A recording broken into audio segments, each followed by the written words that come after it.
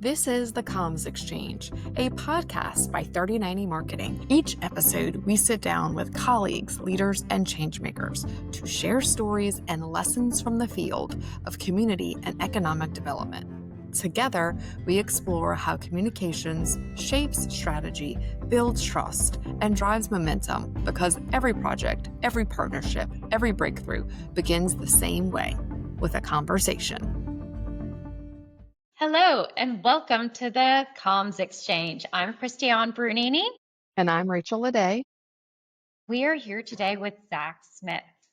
So Zach is not someone we've met before, but he is in our groups. His name comes up a lot because he's very integral into some of the most frustrating pieces of what we do, which is the permitting and zoning. So what we talk about here on the Comms Exchange is the community building and the nuts and bolts of how to make that happen and where communications intersects with that. And so Zach Smith has worked in city government. He has helped people navigate through the systems of trying to get these important projects done. And now he has his own firm in land use and specialization, and he is here to help developers navigate these processes and with all his tips and tricks and ideas. He's also very soon to sit on the board with NAOP, and I'll let him tell a little bit more about that later. But he's here to talk about how homeowners, architects, builders, and business owners can move projects forward. So first I want to ask, you spent years at city government before launching your own firm. What did you learn there that is helping inform what you're doing now? Well, firstly, ladies, thank you so much for the invitation to join y'all in this discussion. It's always exciting to be invited to just about anything, I think, in life, but especially to have a conversation about permits and land use. I mean, this stuff does get me out of bed every morning. So it may not be the most exciting thing for everyone, but it is certainly something that's exciting for me. So I appreciate the opportunity to kind of speak with you guys today and converse.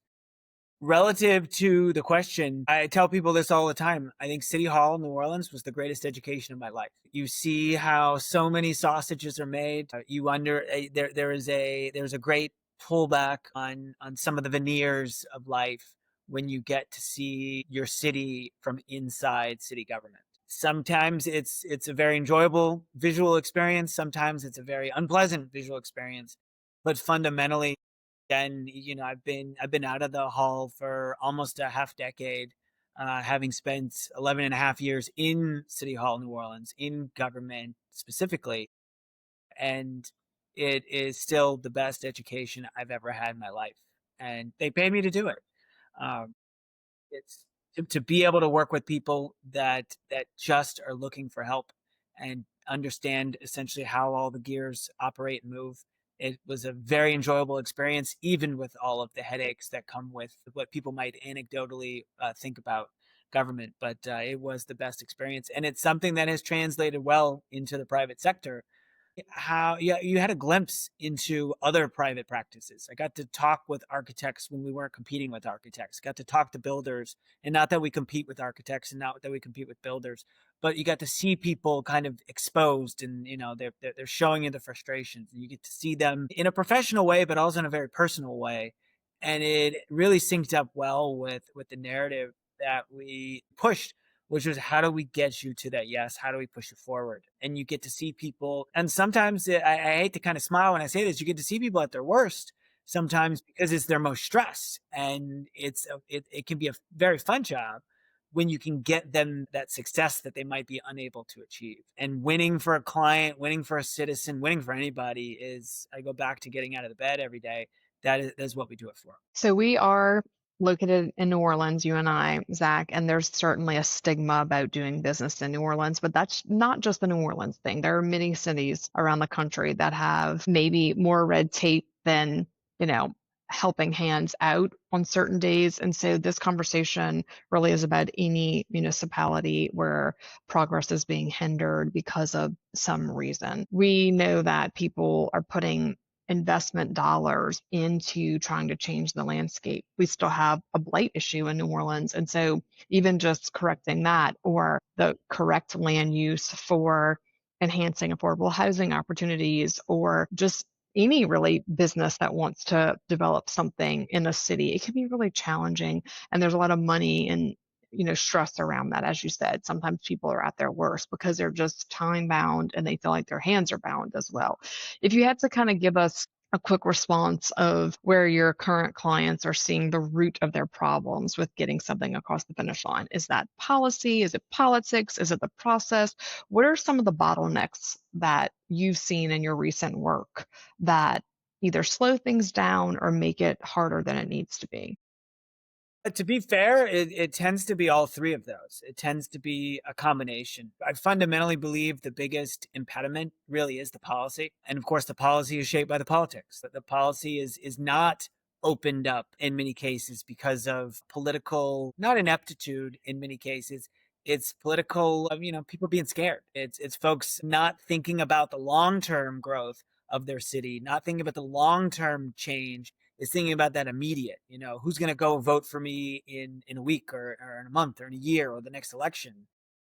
And unfortunately, we're seeing this nationwide. And I appreciate how you kind of open that up, Rachel, with this is not something that is unique to New Orleans. And it happens to be more exposed in our larger metropolitan areas. It happens to be exposed in the areas where you have the greatest, concentration of people and trying to do the most things where it could be the most complicated because you get these cosmopolitan areas where you have so many different competing forces. You have new blood, you have old blood, you have new businesses, you have old businesses, you have educated, uneducated, you have all these things happening. You have home ownership, non-home ownership, all of these things potentially competing. And where I think, policy is shaped is by politicians that don't say, how can we unite those forces together? And how can we come up with common sense compromises? I think a fundamental problem we see, and I'll throw out a topic right now that always is this lightning rod: short-term rentals in the city of New Orleans, short-term rentals in Spain, short-term rentals in New York. I would beg to say that the economy, while certain people have gained money and certain people have lost money, politics, politicians, government-related entities, housing advocates, individual property owners, etc., have spent the better part of the last decade running around trying to play a one side wins, the other side loses, and it just ping pongs back and forth rather than sit and say, we're going to lock everybody in a room and we're going to come up with a solution that probably everybody's going to hate a little bit, but everybody's going to be okay with a little bit. Because if we would have done that 8 years ago in Orleans Parish, or if we would have done it 6 years ago in Orleans Parish, or 4 years ago in Orleans Parish, or 2 years ago in Orleans Parish, we'd probably be past it to where the three of us wouldn't even think to bring up the term short-term rentals. But it continues to be this thing that we're wasting time, we're wasting attention, we're wasting money on. We're wasting real money, hundreds of thousands of dollars to do a study on lodging because again, we're trying to do this. Well, let's come up with a thing and then come up with some rules in some cases relatively quickly and kind of push it out. And there's going to be some winners and losers and, the chips will fall where they may, rather than let's get the main people from opposition and the main people from support, put them in a room. You guys all can get one main thing and nothing else. So the politics is a huge contributor of it. The policy fundamentally tends to be restrictive. People keep asking every advertisement from the national home builders, every advertisement from, and these are technically big money kind of folks or big conglomerations of individual builders and whatnot. They want more housing built. And then you go to the opposite end of quote unquote the political spectrum and you say you get into housing advocates. They want more housing built. But nothing is really happening to build more housing in the United States. Nothing's happening truly to build more housing, especially not on the government subsidy, not on the government dime. We're typically only building these. I used this term one time. We're only celebrating these moon landing type events where we're launching a 300 apartment building that cost $500,000 per apartment. That's going to be subsidized for the rest of its natural life. Versus deregulating in a way that allows private individuals to add their ADU in their backyard. The AARP is huge on ADUs being allowed so that people can start to age in the backyards of their children. And yet that's something that the city of New Orleans, speaking as I'm sitting in Orleans Parish right now, has been unable and unwilling to do. So the politics is there, the policy continues to ban it. And then when we get into the process, The process is the hardest of the things because you have conflicting goals. I say this publicly and people sometimes chide me. They go, look, do you really believe this? That the people in government really want to help? And I said, I fundamentally do. I think the huge majority of people in our permits offices, in our planning offices, in the revenue office, in the parks and parkways office, and all these offices, they want to do good things. But the process can be destroyed because you have differing agendas with policy, and it destroys the process. You have limited resources to deal with something, and you're told you got to deal with all of them. And then you end up, essentially not delivering on any of those. So it's really a policy, politics, and process. But fundamentally, it's the politics and the policy. They destroy the process. They don't let the process get going. They don't allow individuals who are good, have good intentions and good minds and good energy to go do their job because they're so caught up in enforcing policies that fundamentally a very, very small sliver of this municipality specifically actually care about. So getting to a yes, getting to that win-win is a challenge, and getting people into a mode of collaboration is difficult. Let's talk for a second about the ripple effect. What happens when you can't get those people to the table and how that impacts the slowdown, the ripple effect in slowing down growth, slowing down small businesses, and actually making things more expensive over time because of the sluggishness of getting people to close. I mean, time kills all deals, right? So, talk a little bit about how this is leading to higher costs. So, I mean, you have some stuff on a transactional level that's going to lead to higher costs. Imagine, sometimes in the government world, there might be a public hearing that has to be met. And because of some paperwork kerfluffle, well, you know what? We're just going to push you to the next month. Well, the next month is another mortgage payment. The next month is another month of insurance. The next month is another rent. The next month is another lease payment. The next month is some other expense. It's more time. So, when we talk about time kills deals, ultimately also time is money. Time is money. So every time you push it back, you've spent money. You in turn also have people, again, living their lives. The majority of people that interact with government are not business owners. They're not small business owners, large business owners. They're employees of some other business sneaking off at lunch to try and handle a process that could be easier, or handling it after they get home and they put their kids to bed and they're already stressed out and they're already sleep deprived. And now they're trying to do something that could be much easier. Permits fundamentally is hard because you're trying to introduce a topic that's generically specific. You're trying to make it readable by everyone in a jurisdiction, which in some cases is impossible. And so you end up not targeting anyone. And of course, if you don't solve for anyone, then you solve for no one. Same thing with conflicting policies and whatnot. So those businesses get a little bit easier to think about sometimes because you're like, the extra carrying costs, the extra interest. We have businesses sometimes they're ready to open. They're ready to open up in January. And because of paperwork delays or processing delays, this, that, and the other happens. And now they get opened in, we'll call it end of April. Okay. And you say, well, maybe it was only 90 days. Again, that's 3 months of rent. That's 3 more months of mortgage payments. That's 3 more months of this. That's 3 more months of interest on their loans. But if you're in New Orleans, especially where you are, you missed out on potentially Mardi Gras. You missed out on the beginning of the festival season. You missed out on all sorts of a surge of income and revenue that you have to bank because we are a tourist-based economy, but we're also a tourist-based economy that's not a fun place to visit for many in the heat, the oppressive heat, the dog days of summer, as they call them. And every restaurateur and hospitality sector person in the city, and really kind of in many ways in the South, knows that bookings drop off in June, July, and August. And so if you, because of the timing of a business opening, if it gets delayed and now all of a sudden those 3 months push you behind, again, not all months are created equal, especially depending on what business you are. So you target a thing, and these are coupled on top of things that are not government. No, we have, or not directly government. Supply chain issues of trying to get your thermostat in holds you up for a month. And then the permit thing happens for another month. And then this happens for another month. And again, that 90 days, it all adds up. We have to be doing everything we can to make sure that locally we are eliminating time from that process, not adding time to that process. And back full circle, the majority of people that interact with government are individuals. These are folks that their best and sometimes only real experience in a personal way with government is through the permits office. If you have that good experience, you tell a couple of your friends. You're in the marketing world. I think there's the stat. When you have a negative review, you tell 14 people. When you have a positive review, I think you tell like 3 people. So we have to know that people are going to be quicker to judge. I do a guest lecture once a year for the Tulane School of Real Estate for their great. program with the architecture school.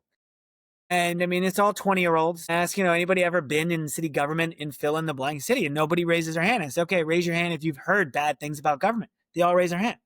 They've all seen it in the news. They've all seen it on, dramatized in movies or this, that, and the other.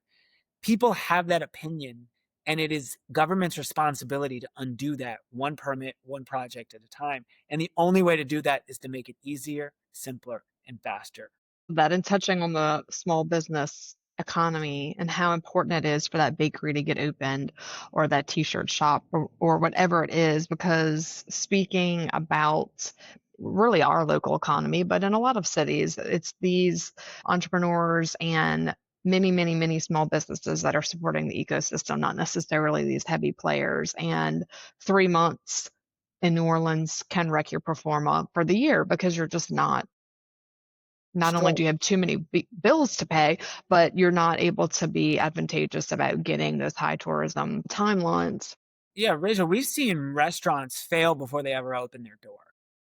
And not because they had a bad business plan and not because the owner or lead had bad business acumen. I've seen tons of that too. But we've seen businesses fail because they were so behind on cash flow, they can't physically make it. They can't physically make it in a stellar year for 12 months. And they're in about 90 days. They start looking and doing the numbers, and then they go, oh, shoot, it's May 15th, and we're about to have that massive drop. Let's just pack it up. Let's just pack it up and go. And it's just a crazy missed opportunity. These are people that are then going to carry debt around with them for a long time. It's going to be very hard for them to ever go get that next crack at the entrepreneurial deal, at the small business deal. When we talk about the economics of it, there's a lot of times when people make these nice little posters, people over profits, this, that, and the other. You don't have a city without jobs the same way you don't have a city without people. They have to come at the same time. They have to be respectful of each other, and they have to be looking out for each other. And so when we know that small businesses are the backbone of the American economy, not just here in New Orleans, but abroad, but across, from sea to shining sea, if you stifle that growth, you stifle the ability for your residents to get higher paying jobs, to get more opportunity to move over and up or up and over and all that sort of stuff. The more doors you close, the fewer options you have.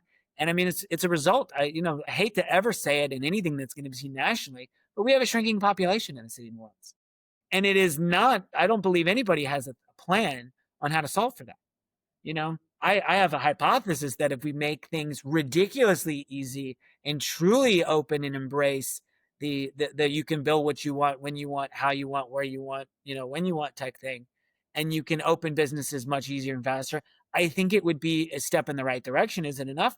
The jury's out, and I certainly don't have enough intelligence or expertise to make that call. But I do know that the current status quo is contributing to the demise of our city. Supply and demand. Two fundamental concepts a lot of people, I think, believe in. Our city's losing population. Why are rents not plummeting? Because we're not building the normal things we need to build to actually keep up with our population. And so, yes, our supply is dropping, but our demand is not necessarily staying status quo, and it's certainly not increasing. Now we're inching along. Massive investments that need to happen, and I don't think the government should be doing that investment. I think private sector should be building more housing. I think private sector should be building more businesses. They want to. People, I have clients from all neighborhoods over the city, all racial backgrounds, all socioeconomic backgrounds, and they all want the ability to put an ADU in the back of their house. Ask any realtor in this state, and they're going to tell you it's a huge driver to make a project more valuable and to make it more, not just from a financial standpoint, but I'm moving in and I want that family member to move with me. I can't buy this house because I don't have space for grandma. They're not coming to this area if they don't have that. and we refuse to make those changes. For anyone listening that is not sure what an ADU is, that's an accessory dwelling unit, which means that you can basically put like a mother-in-law suite behind your house or a small apartment. And where that impacts people is that we have a senior housing crisis and an affordable housing crisis in the country. And having mother-in-law suite, a garage apartment, whatever you want to call it, not only allows for the main homeowner to receive extra income and afford their lifestyle and their mortgage, but it gives that second family or family member or even a stranger who needs to house their family an extra space. And my next question, Zach, was going to be about a key area of reform that you think would move the needle, because I think that might be the answer, is like figuring out how to make that work. Obviously, there's rules and restrictions, and you don't want people too close to the fence line and whatever the things are that are logical for safety, space, and whatever. But, and I'd love to hear your answer to this, is that that would make big waves as far as one solid area of reform that would not only provide more housing for all those classes of people, but also provide economic benefit to the current homeowner. So maybe just recap a little bit about what our city could do differently. Like if you could crystal ball the next 12 months, and everyone just said, okay, Zach Smith, tell us the way. What would be your reform plan? Just shoot us straight on that. I mean, Rachel, if only I had that magic wand, if only I had that magic wand. But look, since we touched on the ADUs before, I think the ADUs are one of the lowest hanging pieces of fruit that the city could jump on.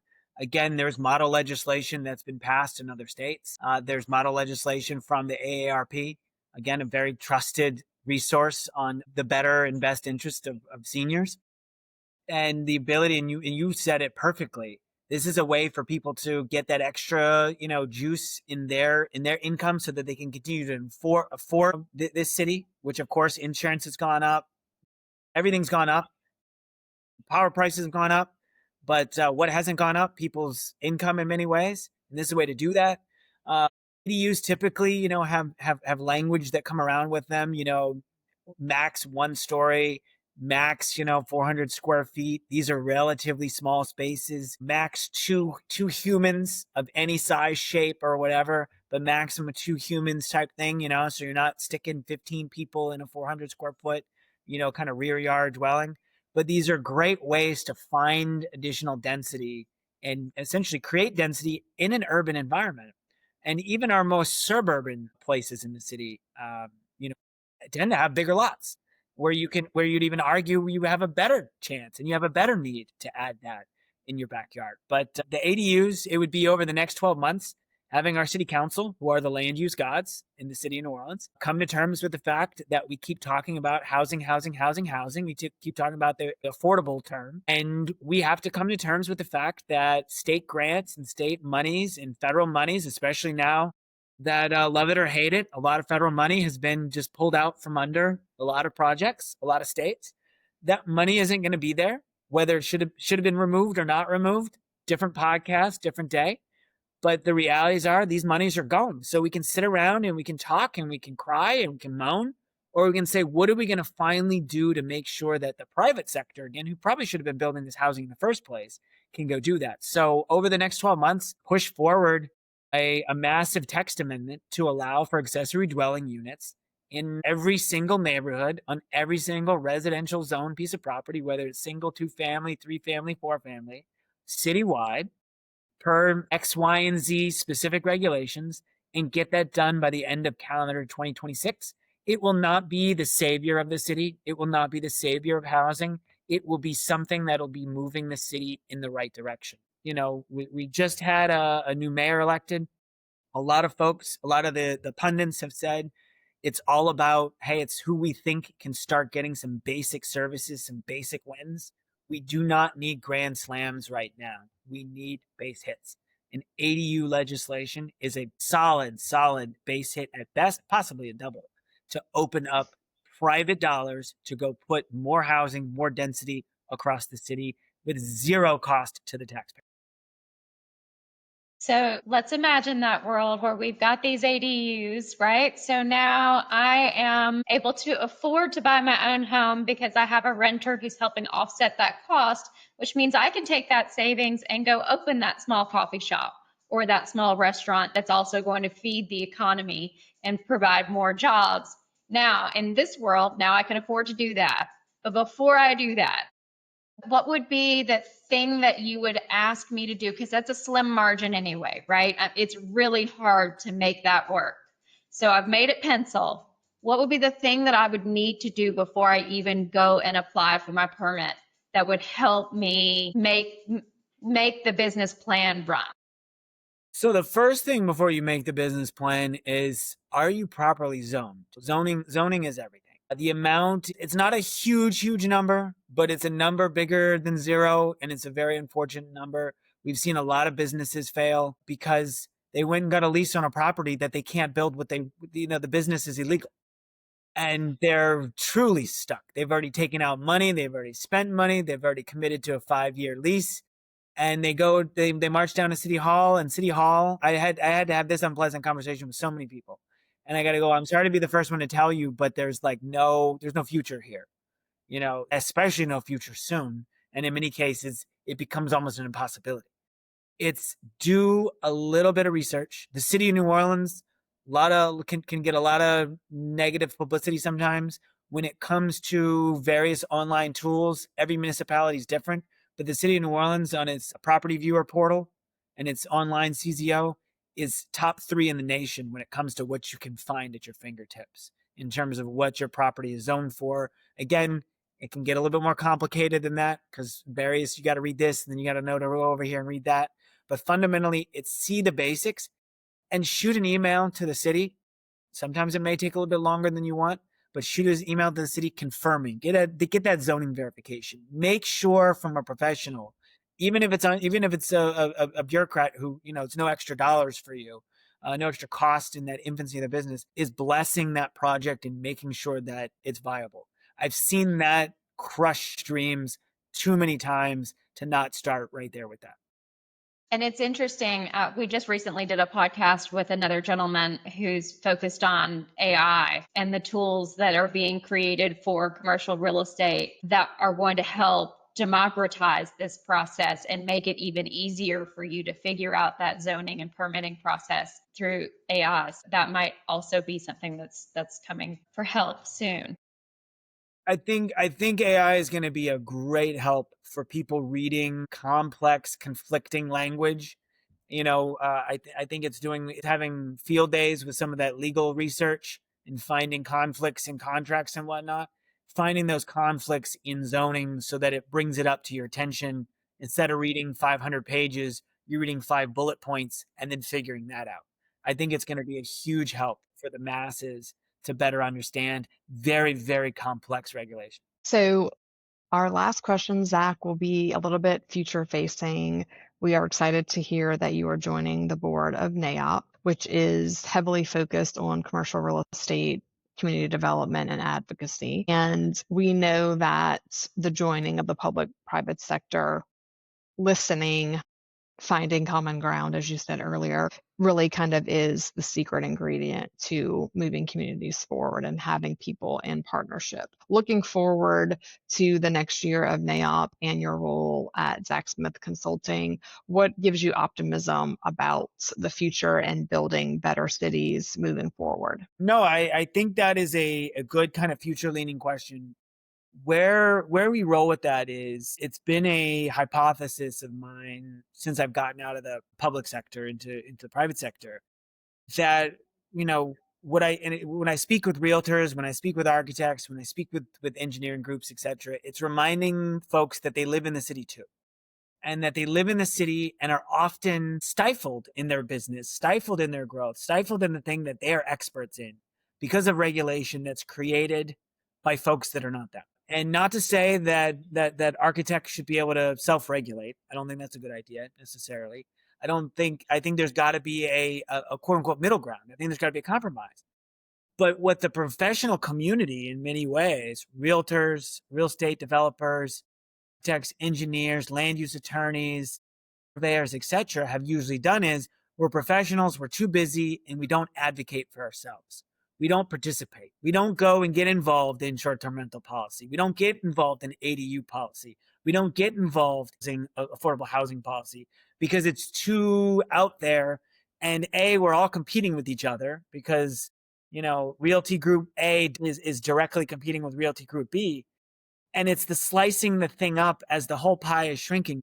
We have got to be thinking about this a different way. And what I'm excited with NAIOP and any group per se, but specifically with NAIOP, is there's this great energy right now to go focus on pulling in various people that otherwise are competitors of each other. There's one house on the street to sell, only one realtor is going to get it. But let's pull out and let's not focus on that competition. Let's focus on how can the market that we all share, how can the region that we all do business in be more efficient? And it's breaking those walls down, breaking those silos down for all of the players. If you've ever been to a city council meeting in the city of New Orleans, unless it's a one-off kind of interesting topic, they're very poorly attended. In fact, there's usually about the same 7 people that go to these meetings, and everybody else is there for their thing. When their project is done, they pack their bags, they walk to the exits, and they go. And you have major issues like budgets. The city's got this massive budget issue. Nobody participates in that, fundamentally speaking. There's more government people in the room than there are public. But when you get a land use policy, it tends to be individual property owners or this, that, and the other, very, very poorly attended. And a lot of the real estate professionals, the folks that NIHAP covers, are not there because they're out, quote unquote, working. And then they come back and go, well, man, these rules really just crush us. Well, you weren't there advocating to push back on those rules so that they would be that compromise, that middle ground, or they would be less burdensome. And I'm excited with the role that NIOP is pushing. I'm excited for the potential with NIOP to bring all of these competing forces together to say, hey, we're going to compete tomorrow, but today we're going to focus on how do we actually solve some of the underlying issues that will open up and increase the market for everybody. We're going to have more houses to sell. We're going to have more projects to design. We're going to have more of this. I'm stealing from a couple of really sharp authors, but it's that abundance mentality. If we keep just trying to fight over the limited resources here, in 5 years, we're going to have fewer resources. If we think about it the other way around and we compete, we go get more share, then we can compete over more resources. We're still going to compete, but do we want to compete over less? Do we want to compete over more? NIOP fundamentally is how do we bring people together to grow that pie? And I'm excited for that future. So having worked for a developer and sat in many of those city council meetings advocating for my projects, I know how powerful it is to be in that room. And I wish that more people would experience that and really feel the power of we can make a difference by being in the room, and have been on the Hill and advocated for affordable housing, and on a local level participated in ribbon cuttings and groundbreakings where you can bring in the legislators and show the good work that is happening. And that is so important. And as at 3090, something that we're very focused on, making sure that the storytelling comes through, cuts through the noise. And so we need more people like you out there showing up and being in the room. And thank you for being in this room with us today and sharing what you do. I hope that this inspires more people to participate, not only in NAIOP or reach out to you if they need help pushing their project forward or just want to learn how they can help. Wonderful, wonderful. Well, I appreciate the opportunity. If anyone listening to the podcast today would like to do more research on Zach Smith and his consulting firm, you can find him online at zachsmithconsulting.com. That's ZACH, Smith Consulting. We'd love for you to go do your own research on the various services. Zach says on his website, yes, we do that too, which I love that tagline because he really wants to provide an all-encompassing package to help people get the grand slam for their own project. I love your baseball reference earlier. And we can't thank you enough for sitting with us today, talking about having good conversation that does move community forwards, because it really is all about sitting in the rooms with people and trying to make change. Thank you, Zach, for joining us. And we can't wait to see you at local events and maybe some NAIOP meetings here in the next few months. Wonderful. sure. Looking forward to it. So Thank much. you. Bye-bye. Thank you. Thanks for listening to The Comms Exchange, a podcast by 3090 Marketing. If you enjoyed today's conversation, please be sure to follow or subscribe so you don't miss out on an exciting new episode. We'll be back soon with more stories and strategies from the field, because every breakthrough begins with a conversation.